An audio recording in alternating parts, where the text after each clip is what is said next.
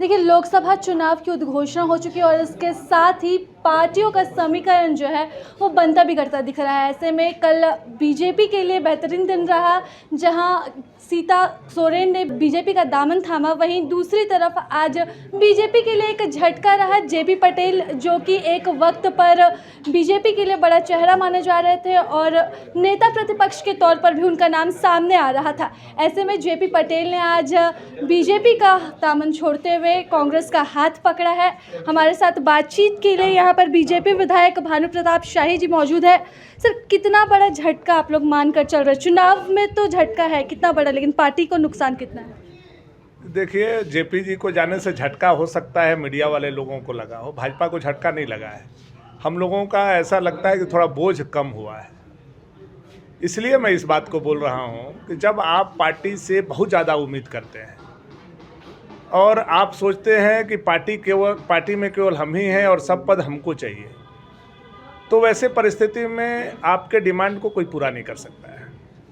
लोकसभा आपको लड़ना चाहिए, विधायक दल का नेता आपको बनना चाहिए, मुख्य सचेतक आपको बनना चाहिए, सचेतक आपको बनना चाहिए, उपाध्यक्ष आपको बनना चाहिए, मंत्री आपको बनना चाहिए। तो ये जब महत्वाकांक्षा बहुत ज़्यादा आप पालने लगते हैं तो स्वाभाविक रूप से उस पर चोट पहुंचती है।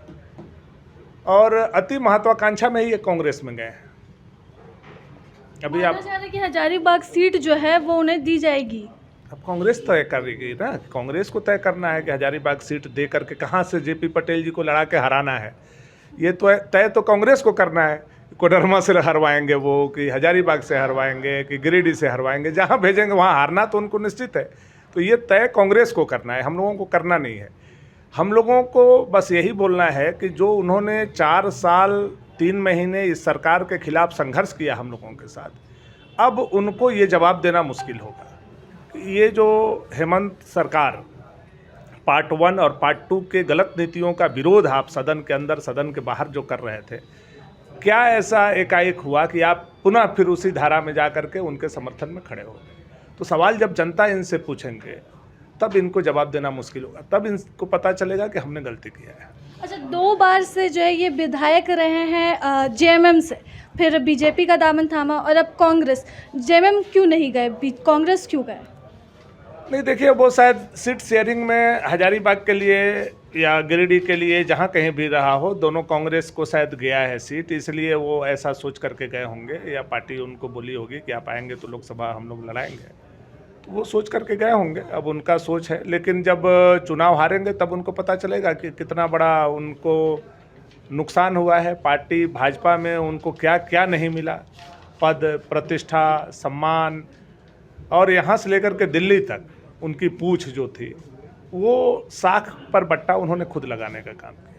चलिए, तो महत्वाकांक्षा जो है वो यहाँ पर वजह बताई जा रही है। हमारे साथ अमित मंडल भी हैं, गोड्डा से विधायक बीजेपी के। क्या लगता है वजह जो है वो महत्वाकांक्षा, अति महत्वाकांक्षा रही या फिर और भी कुछ रहा पार्टी के अंदर? देखिए, प्योर महत्वाकांक्षा रही, और मुझे लगता है कि पार्टी ने जो सम्मान दिया जेपी पटेल को, उस सम्मान का उन्होंने कद्र नहीं किया। अभी आपने ही कहा कि वो जेएमएम से भाजपा में आया, भाजपा से वो कांग्रेस गए। मुझे लगता है कि जिस प्रकार से वो पार्टी बदल रहे हैं तो उनके अति महत्वाकांक्षा को ये दर्शाता है, और कहीं ना कहीं वो धारा के विपरीत चलने का काम कर रहे हैं। पूरे देश में मोदी जी की लहर है, 400 पार का नारा हम लोगों ने दिया है। उस स्थिति में वो पार्टी को रहकर पार्टी को मजबूत करने का काम करते तो जनता से वो कनेक्ट होते। अब जो व्यक्ति को सचेतक बना दिया गया और उसके बाद भी वो खुश नहीं है, तो जनता उससे कनेक्ट नहीं हो पाएगी। तो जहाँ से भी चुनाव लड़े, जो को भी चुनाव लड़े, मुझे लगता है कि जनता को समय आने पर जनता इसका जवाब देगी। सीता सोरेन जी का मामला जो हुआ, प्रदेश के हित में उन्होंने काम किया, प्रदेश के सरकार के विरुद्ध उन्होंने आवाज़ उठाई, उनकी बातों को नहीं माना गया तो वो भारतीय जनता पार्टी ज्वाइन किया। तो हमें गर्व है कि सीता सोरेन जी के साथ मिलकर हम लोग प्रदेश की हित की बात को बुलंदी के साथ करेंगे। लेकिन जेपी पटेल जी का जाने का कोई कारण नहीं था। वो जाते हैं सिर्फ इसलिए कि मुझे टिकट मिल जाए, तो इससे बड़ी दुखद बात और कुछ नहीं हो सकती है। और मुझे ऐसा लगता है कि समय आने पर उसको जनता जवाब देगी। कोई पार्टी, मेरे मित्र भी थे, तो मित्र होने के नाते मुझे दुख है, लेकिन पार्टी को इससे कोई नुकसान होगा ऐसा मुझे नहीं लगता। अच्छा, आने वाले समय में और क्या कुछ बदलाव देखने को मिलेगा? क्योंकि पहले गीता कोड़ा, फिर सीता सोरेन, अभी जेपी पटेल, तो कई नाम और लिस्ट में शामिल हो सकते हैं क्या? आने वाले समय में 400 का नारा जो होगा वो प्राप्त हम लोग करेंगे। ये सबसे बड़ा बदलाव दिखेगा। भारत विकसित राष्ट्र कैसे बने वो सबसे बड़ा बदलाव दिखेगा। देश की उन्नति में विकास कैसे सर्वोपरि हो वो बदलाव दिखेगा।